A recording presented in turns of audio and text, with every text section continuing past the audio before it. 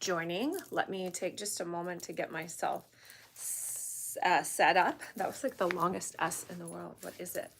I'm just loving having these chats like this. I'm very happy to just be comfortable and not anything like when I'm going on live shows where I'm all like dressed up and done up. I just like to kind of have this raw and real kind of like I just got done working out. I put on some crystal for some good energy and I'm just ready to roll. So we're gonna hop right in, y'all. For those of you listening on Apple and Spotify, thank you so much for tuning in. I'm so grateful to be able to bring this content to y'all, listening as well. And if you haven't done so, please rate the channel, like it, give me something. It helps me in the rankings. Also, if you're on YouTube, thank you so much, guys. I am so excited to be here with y'all. And my channel recently got verified, so that is a huge win for me and for all of you. Hopefully my stuff starts getting pushed out into the algo a little more. So first and foremost, if you're new to my channel, I talk about all things related to intimacy, lasting passion, relationships, and sex. I get really deep. And I like to take the tantric approach because that's what I am and that's what I do. I'm a tantra master. So I work with men and women to really harness the power of their sexual energy, to channel that, and to remove any hindrances of shame, sexual shame, that are keeping them from having those lasting, passionate relationships. And so my work gets a little messy at times, as you can imagine, but I love doing it. And I love being here today. We're continuing our series. We have two more mothers chats, if you will. So we're talking about all things motherhood. Today we're going to be talking about motherhood misconceptions and how that is greatly affecting the mothers in the world today. We'll speak with the US actually. So there's been obviously a huge decline in motherhood, and we're going to talk about why that is and what are the misconceptions that are scaring women. What is it that's drastically dropped our numbers to the point where they're saying in the next 10 years, women are not getting married and they're not having kids. Like, what happened? Why is that? What are mothers saying currently? And we're going to talk about, if you stay to the end, we're going to talk about some mothers who are in the limelight, some celebrities who are speaking out on motherhood in hopes to create, I think, a vulnerable space, but also just be very honest about motherhood. And we're always grateful for people using their platform for the greater good.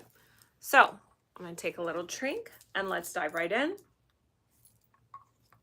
One more time, y'all, it's free. Like the video, share it if you can with someone who you think might benefit from this. Also, if you're on the Apple and Spotify, please like it and leave me a review. Let me know what you thought. It takes a few minutes, and I just so appreciate your support. It means so much to all of you, especially if you know my journey with the platforms. It's been wild. So I've got some stats here, y'all, and I keep them on my notes so that I can just have access to them. All right, so in 2020, one out of every six women. So like, if you guys, all your girlfriends are out and you're out having dinner at your favorite restaurant, maybe you're at a sipping wine, something like that. Maybe you're at a cooking class, which I don't think people do anymore, and there's 6 of you. 1 of you has never given birth. Like, these are the statistics, and this is from the census. This stat is a couple years old, but it hasn't fluctuated that much. Stats typically don't fluctuate that much in a couple years unless there's something crazy like the pandemic that happened. And then you'll see an influx or things like that. All right, another crazy stat is that nearly half of never married women ages 40 to 44 have never had children. Like, that is crazy. And compared with only 9% of married women. So the chances of you having children if you're married are greater than the chances of never married women in their 40 to 44 never having children. So they also said that if you're college education, if you took college educated, if you took the bait and you did the college route and you, pardon me, have student loans and things galore that are there for you to deal with beyond your degree, then they're saying that you are not having children either. So college educated women and native born women also more likely to be childless than others. So we see the dilemma here. We're not having children, and we also know the stats on getting married. Even though the marriage stats did increase a little bit during COVID, obviously because it was situational, people were stuck in their homes. It either, I always say in COVID relationships, it was the make or break. It either like extremely grew them together, or you saw all these divorce parties and these people either having children or getting divorced. It was kind of like really extreme. So, all right, so why is this happening? So I wanted to see like what are they saying the reason is why women are foregoing children? Like, and what are the misconceptions that these women are getting into their minds? So this article was from CNN, and it was just last year that I got these stats on. So I'm going to read them, and then I'm going to give you my take on what I feel is like really transpiring here. All right. And then at the end, I'm going to give you like the tantric twist on it and how we view motherhood, because there's a little bit of a dichotomy there, but it is very important in our practice. All right. So the number one thing that women, now imagine if you're a woman, or you know a woman that you live with or have a relationship with, these are what women who are saying. Childbearing women are saying this. They are freaked out about responsibility. And this one kind of baffled me, because I'm like, wait a minute, like you have this responsibility because you're in the workplace. So it's not that you don't know how to handle responsibility. It's that because we know more and more women are in the workplace, they're earning more, they don't need a man. That's why there's so much this whole dating divide where men and women are just, we're not getting together. And if we are getting together, there's typically a transaction that's involved, or it's just short term, and it's not like meaningful relationships, right? So these women know how to have responsibility. They know how to take on responsibility, rather. They're in jobs. They've gone to college. They're highly educated women. Some of these women are making more than you, boo, but they are afraid of responsibility. Okay, so I'll read you a quote from one of the women that CNN, this article, they interviewed her, and then I'll tell you like what that really translates to in Shakti's language, right? All right, so Sanders was the name of this woman. She realized that sacrificing her own needs to fulfill her duty as a parent would be especially taxing for her. She grapples with anxiety and depression, and when those conditions flare up, even taking care of herself becomes challenging. So we have a grown woman here, and I am not mitigating mental health challenges at all. They are absolutely real. As someone who experienced postpartum depression, 1000% they exist. I'm just playing devil's advocate here because that's what I do. I can argue any side of the coin. I'm a speech and debater. So I'm just saying here, okay, so this woman is saying she cannot fathom the responsibility. Even though we know she's in the workplace, we know she has streamlined her regular hormonal schedule, which is not meant to be taxing like a work schedule of a woman in the workplace, where it's long hours, it's push, push, push, push. A women's cycle is not meant to run like that. It's meant to be relaxed in a state where you're not always like go, go, go. Like when you're taking care of household activities and children, Yes, it can be stressful. It can be overwhelming. I'm not going to lie. But it's not this go, go, go, race for the top, be the best. You got to get the promotion, got to get the career. You got to be here from 10 to 8. And then you're going home for 2 more hours. Like that is what the pressure is on women and men too. But men are built for that pressure because their hormone cycle is more regulated than women's, who is up and then down, and it changes and it fluctuates every couple days, right? And it's just not meant for that intense pressure that raises the sympathetic central nervous system and puts them in fight or flight. Men operate much better in that system because they are meant to be in that, like, I want to be the best. I am going to be the best. I'm going to protect. I'm going to provide. That's like in their like DNA, right? And so women, she's saying, this woman here is saying, a career woman in the CNN article, she's saying she just cannot fathom how taxing the responsibility would be on her because she grapples with anxiety and depression. Now, I'm not her doctor. I'm just being devil's advocate here. I will tell you both sides of the spectrum.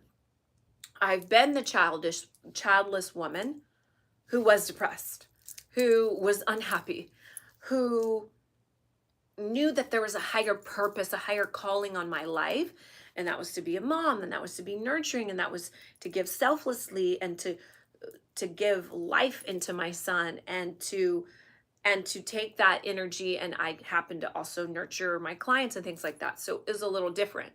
But I've been on that other side where I was completely unhappy. So my question is, how many of these women that are just deathly afraid of the responsibility and the taxing, being the motherhood activities taxing upon them, on them rather, like how many of these women do we think that there's a cause and causation of the depression?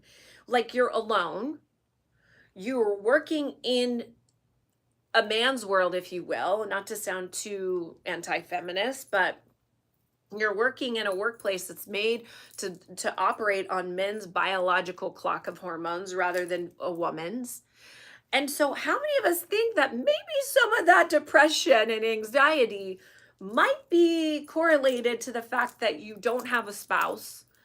And some of the subjects did, but we'll just say her, because she didn't. And you don't have a child. You don't have like an intimate bond with someone who you are being filled up with emotionally, mentally, energetically. Also, of course, the physical and the spiritual. Like you don't have that.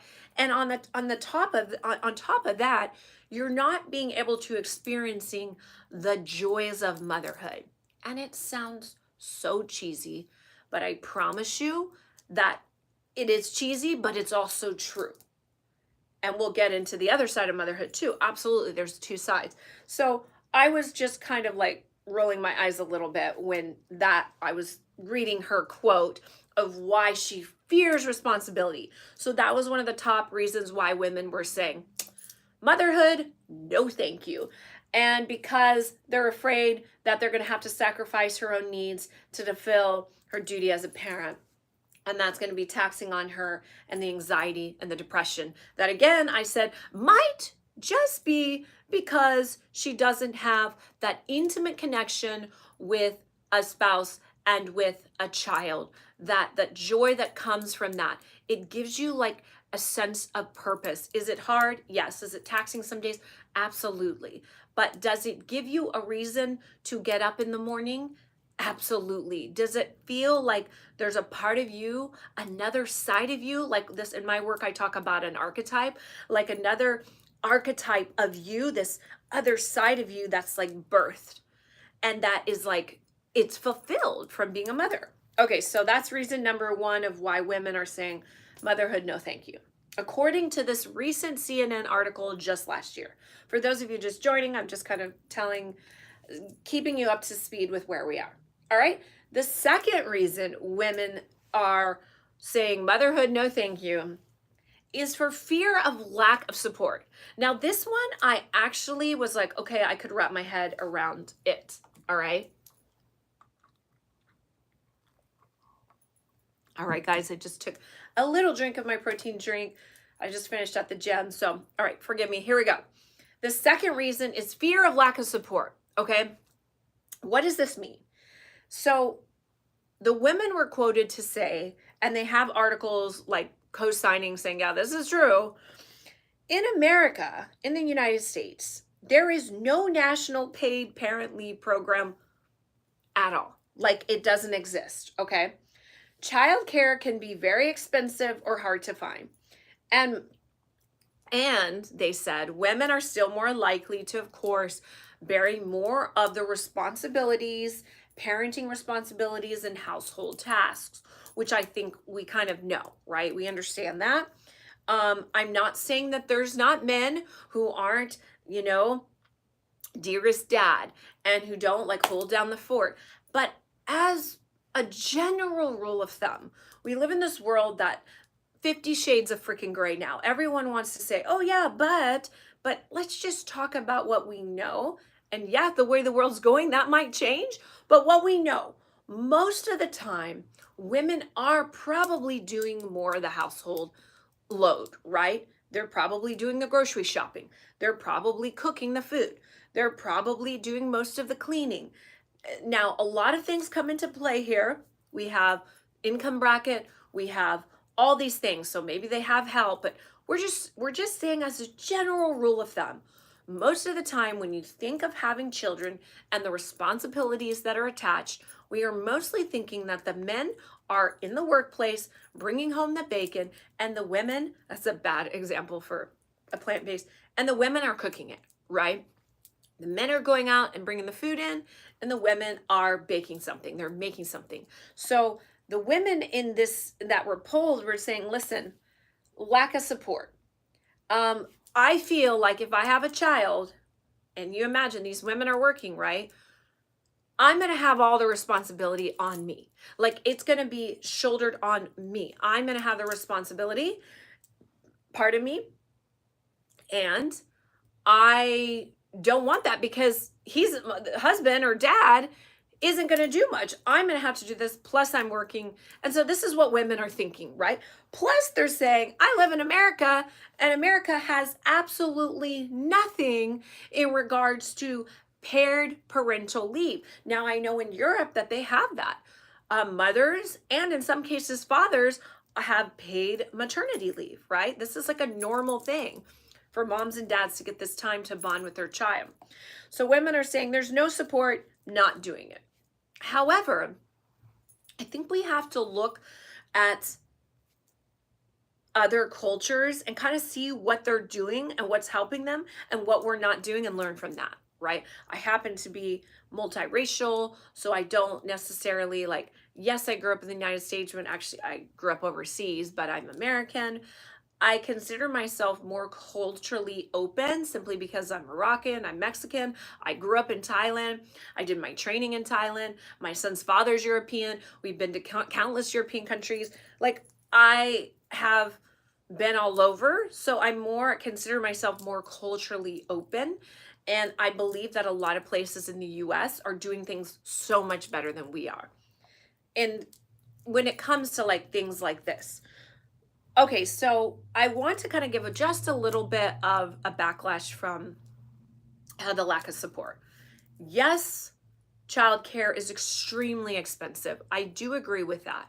However, if we had family units, because we know right now that the modern feminist movement does not want us to have those kind of, they don't want that anymore. They want this person, this gender, they want it to all not be one. They want it to be confusing and chaotic.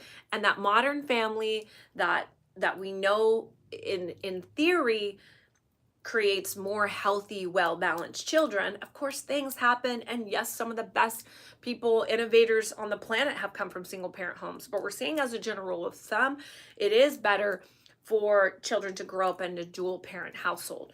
My thoughts are on this, there's no support. If we were fostering a family dynamic, so in Asian countries, in some Middle Eastern cultures, and I think some Latin American cultures, you live with your parents until you get married.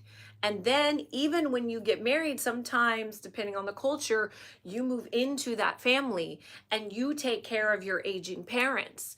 And there wasn't this sending people to nursing homes or childcare, things like that. They just don't exist in these countries, right? Because there's such a thing as a family dynamic. Why are we not doing that today here in America? Why are we sending our children off to strangers to raise them and educate them? And then the women that don't have children are like, yeah, I don't want to do that. There's no parental leave.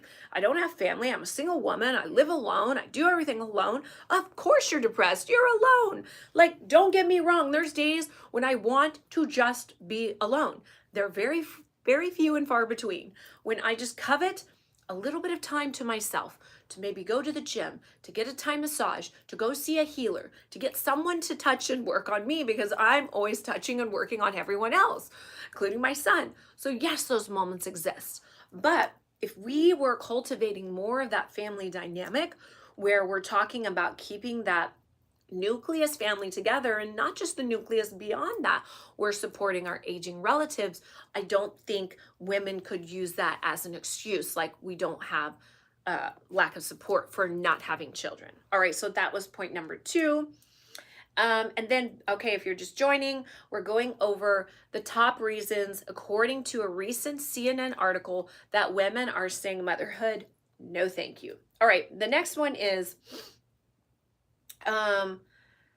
okay, this one was, I think, the funniest one, and this is the last one that we're going to go over. They were saying, these women were saying, I don't want to be a mom because, you know what? I just enjoy my life as it is. Like, life is great. I get up, I go to work, I listen to my boss, I compete with my colleagues, I have lunch, I hit Pilates, I come home, I hang out with my cats, I turn on my vibrate or my toy, my sexual toy, and then I go to sleep and I do it all the same thing again tomorrow. Life is good. Why would I want to change? I'm being a little bit facetious here, but you understand the concept of what I'm saying, right? These women are literally saying, like, I don't want to change my life. And like, having kids is definitely a life change. It's a huge life altering practice. And so these women are saying, listen, I just want to continue working, being single, being childless, and living my best life. Like, I don't want to have a child. And my pushback to them was, and then even one of the women that was interviewed actually had a spouse, and they were saying, oh, we just enjoy life together, we want to live, and all these things. And that's great. And I do understand that parenthood is not for everyone. Frankly, it is. I think that some people should not be allowed to procreate, but that's just a B-side. But we're talking about like the masses, not the exceptions to the rule. We're talking about the rule. So these people are saying, I like life as it is. Did I enjoy my life before I had my son?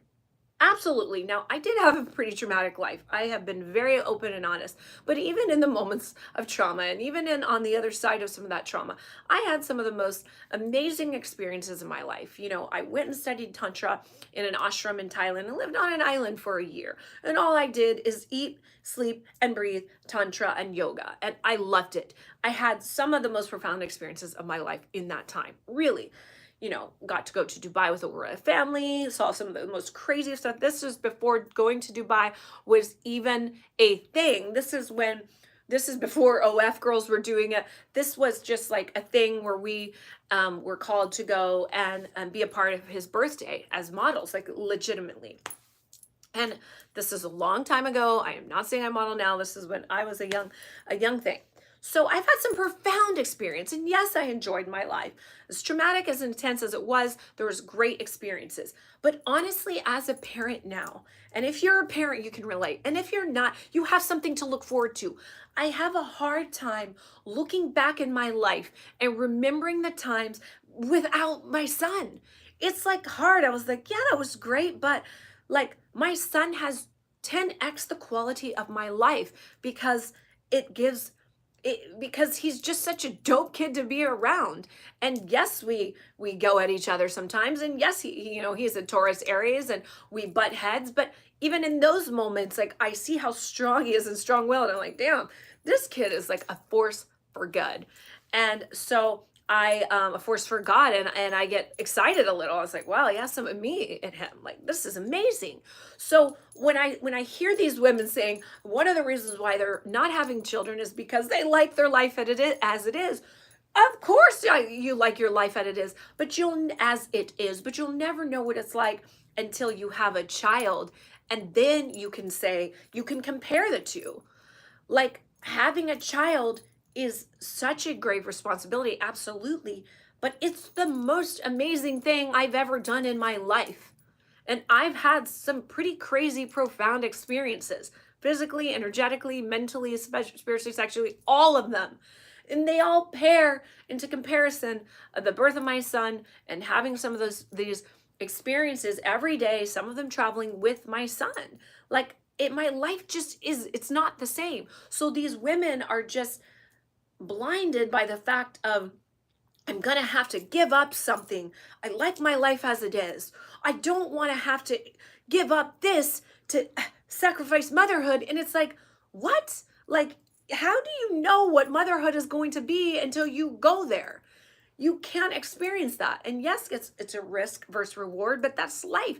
And the only person that I've ever said that their life would be better without having their child was Destiny. Destiny, the blue-haired monster, as my girlfriends like to call him, is the only person who I've ever heard admit, on camera, by the way, on our debate, that he said his life would have been better, possibly could have been better, if his son had not been born. So I digress, but nonetheless, most parents who have children are going to tell you their kids are crazy, but their life is like so profound, so fulfilled, so inspired, so meaningful, so just vivid and like crazy experiences because they have children.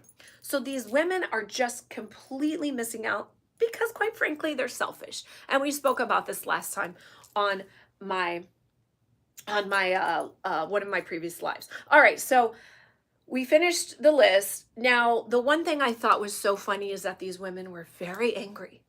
They were very sad because they get judged for being childless.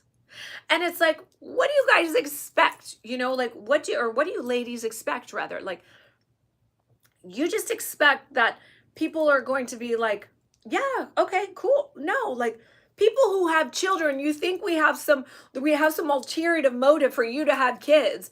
We don't care about your kids. We're not being mean, but like, you only really care about your kids. Yes, you love your friends' kids, and yes, you love your nieces and nephews, but it's different when you're your own kids. And what's more annoying is these people that are like, oh, my pets are my children. It's like, they're not your, I'm sorry, women and men, this goes for you too. If you have a dog, he's not your child.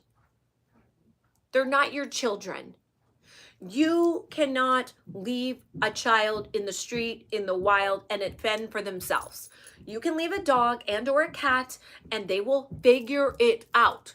So when people say, I'm a dog mom, and I'm a dog dad, and I have children, and they show you pictures, I want to do things to them. Because it's like, you guys are substituting a furry animal, which, yes, they're man's best friend. You should have them. There are studies that show that people who have pets and things like that, they live longer because they're caring for them and it's giving them joy.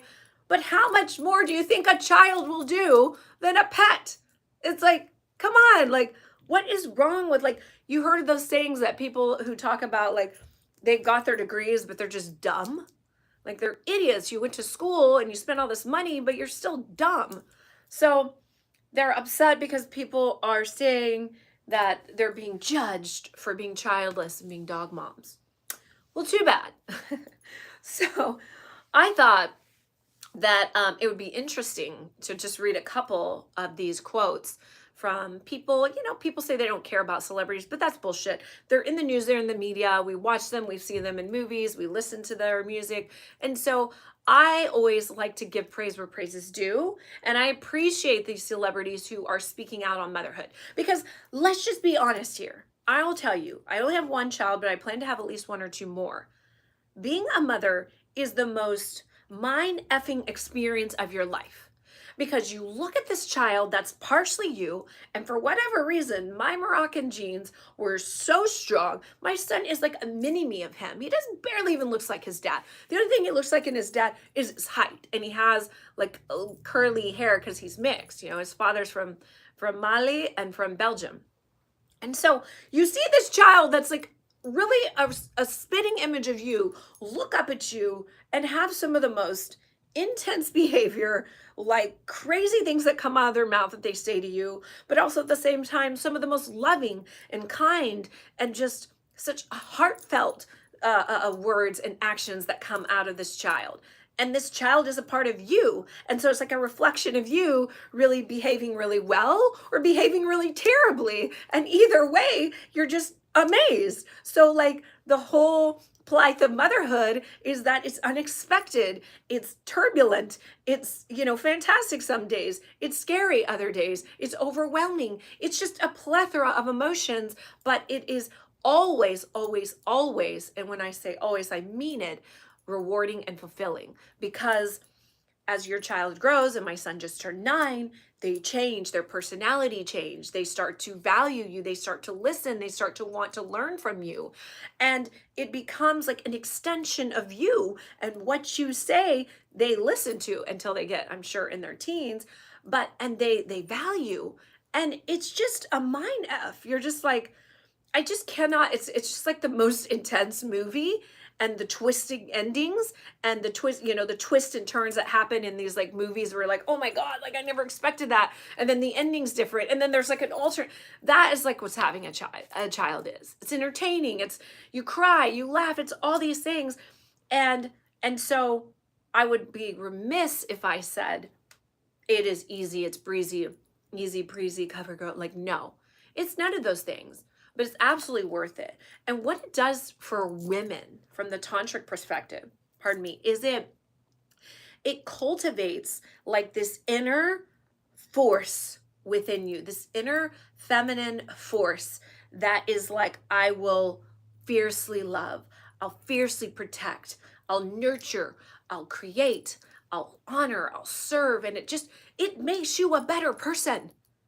Unless there's something mentally unstable and wrong with you, which can happen, it happens. I am not the person I was before my son. Like, I don't know if I would marry that person before my son, but I would marry me now. Like, I'm just being very honest with you. I think I had potential, but I think now, like, I would marry me 1,000 times over. I am 10 times more nurturing.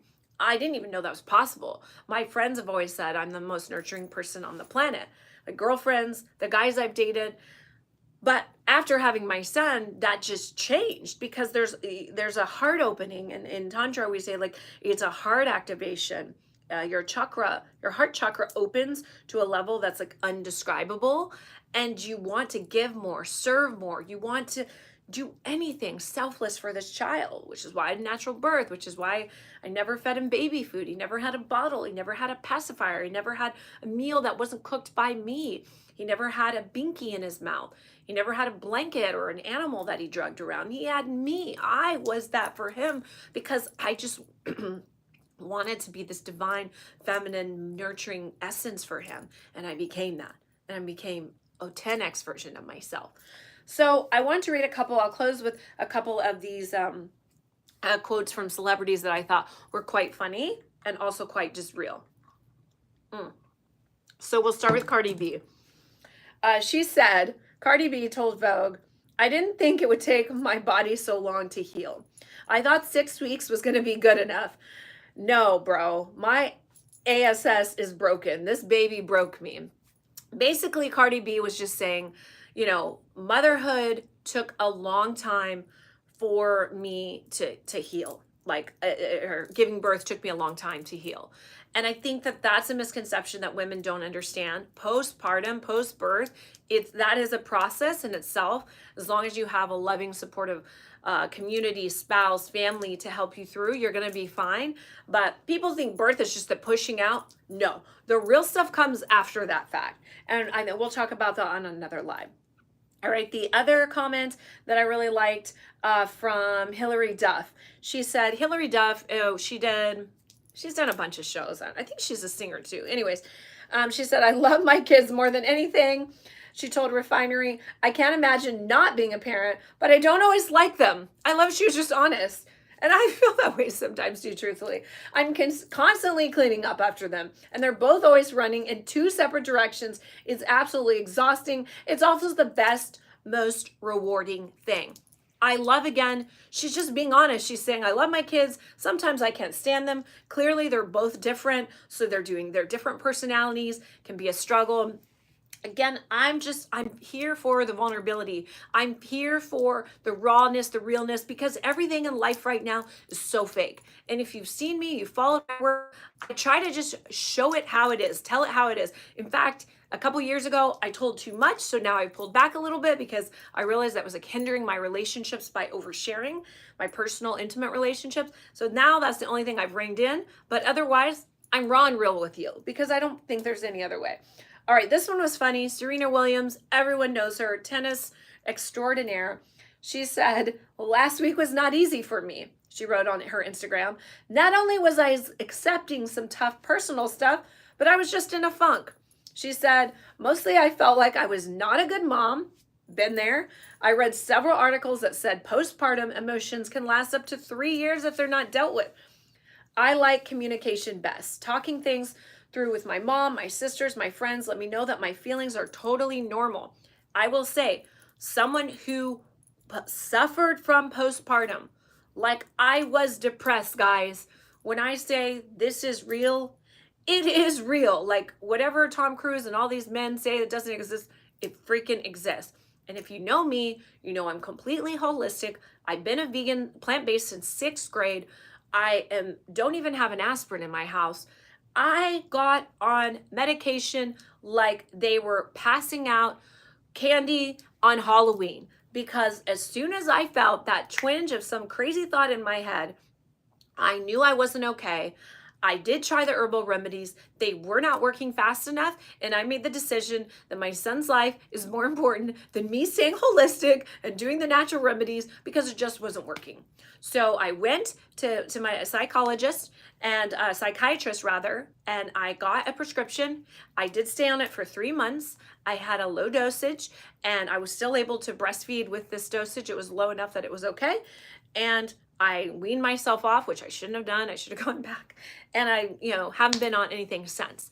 But needles into your lips and plastic bags into your chest.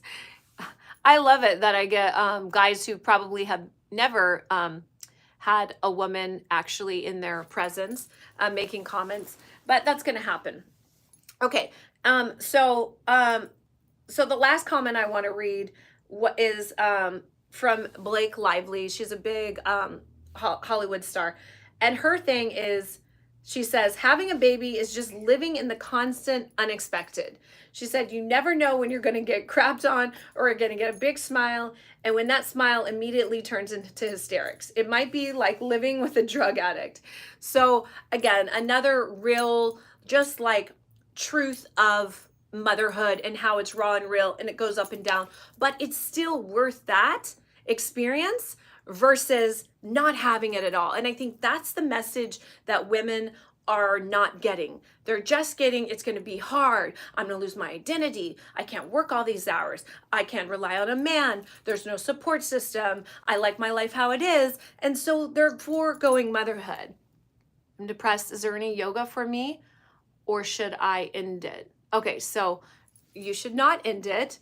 And there are some yoga postures that can help. But at this point, if you're truly depressed, I can only recommend that you go seek out a therapist right now and get on something to help shift that instantly. And another thing I'll say is if you're grateful, you can't be depressed.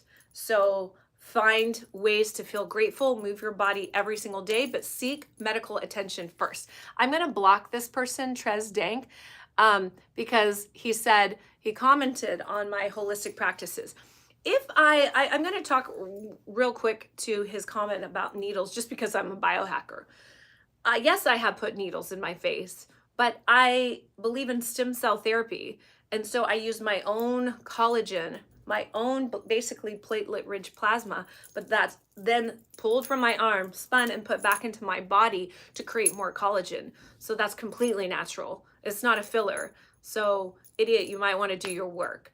And now that you ask questions, I'm not going to read your questions because you insulted me, and I'm not going to reward bad behavior. If you had a question and you asked me that first, great. Or you could have posed the question differently by saying, hey, I'm just so curious. What is this? Is this a holistic practice? Because it appears this way. But the way that you came at me, it's bad behavior. I don't reward bad behavior.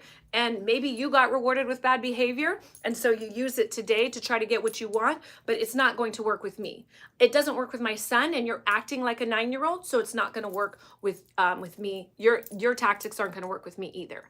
So anyways, but LOID, I really encourage you to go seek out help, because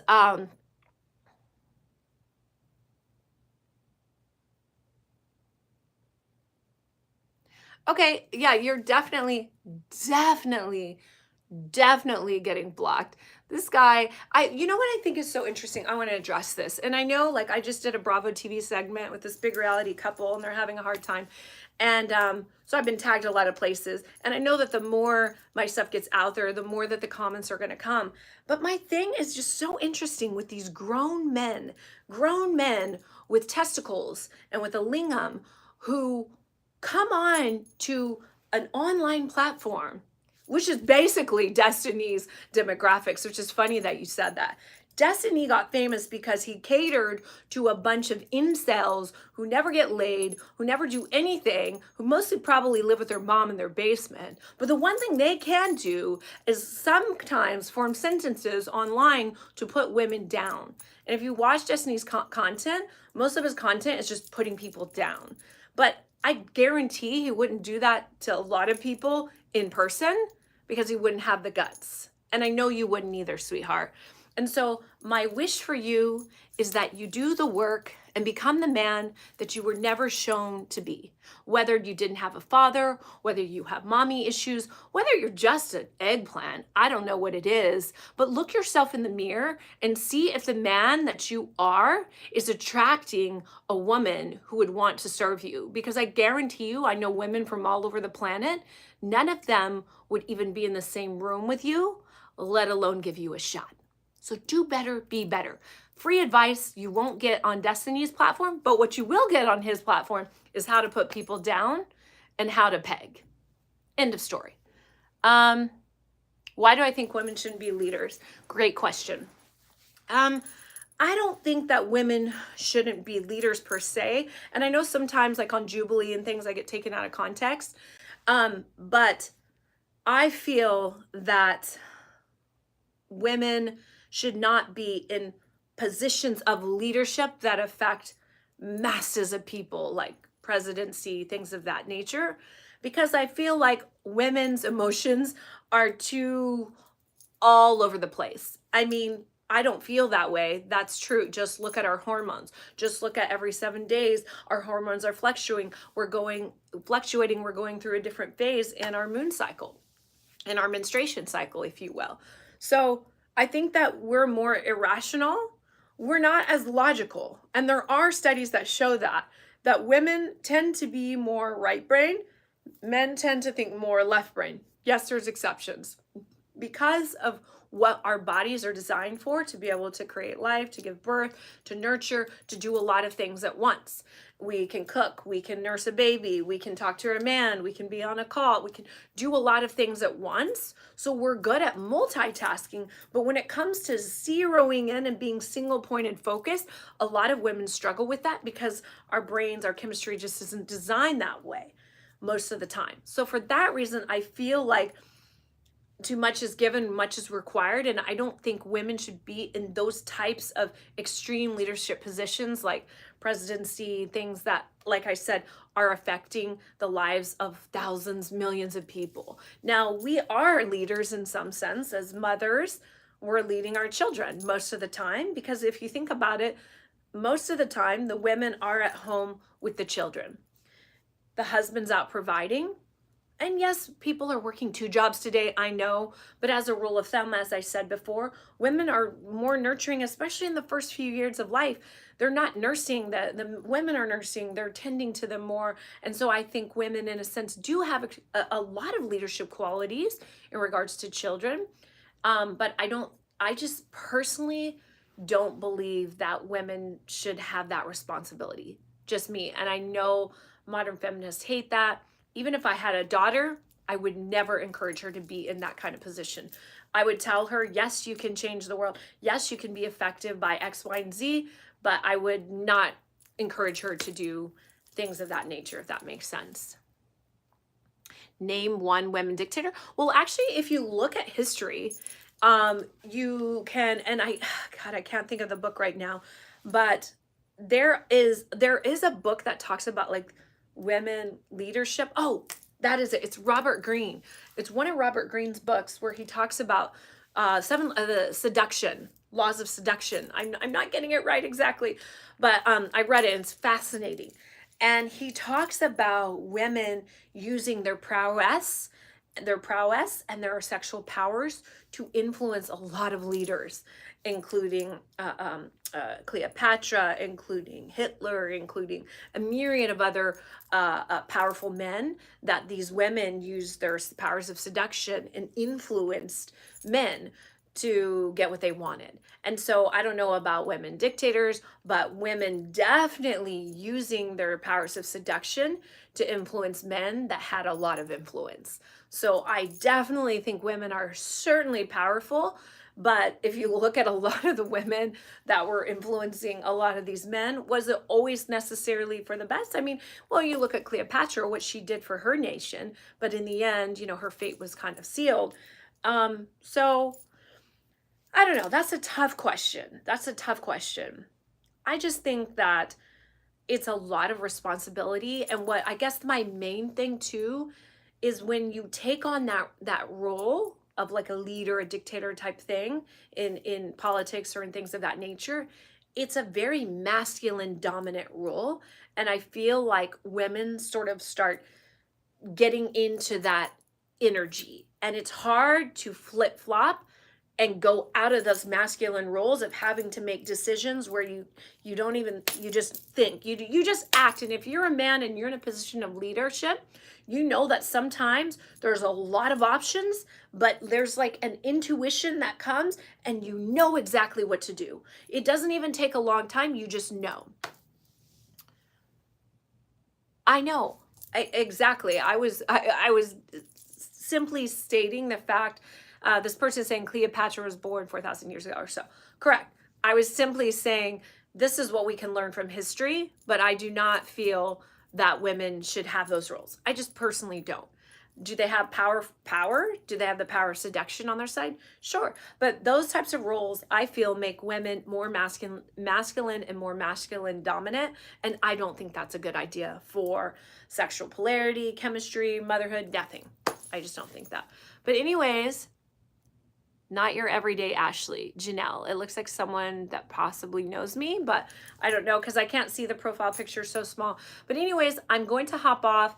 I've been staying in this 40 to 50 range. So for the Destiny trolls, like, I feel sorry for you guys because your life is just simply revolving around putting other people down and trying to make yourself feel more socially inept so that one day you might be able to leave your keyboards and your basements of your mom and go out into the world and possibly maybe actually look at a woman, and then you'll take another 10 years before you can talk to one.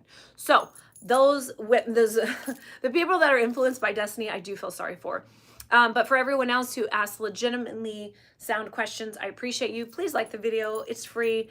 And I'll see y'all on the next one, which will be on Sunday, Mother's Day. Am I going to film on Mother's Day? I guess I am. Yeah, the work never stops as a mom, right? All right, y'all. So I'll see you soon. Live with passion, and I'm wishing you all the passion and intimacy in your relationships. Bye.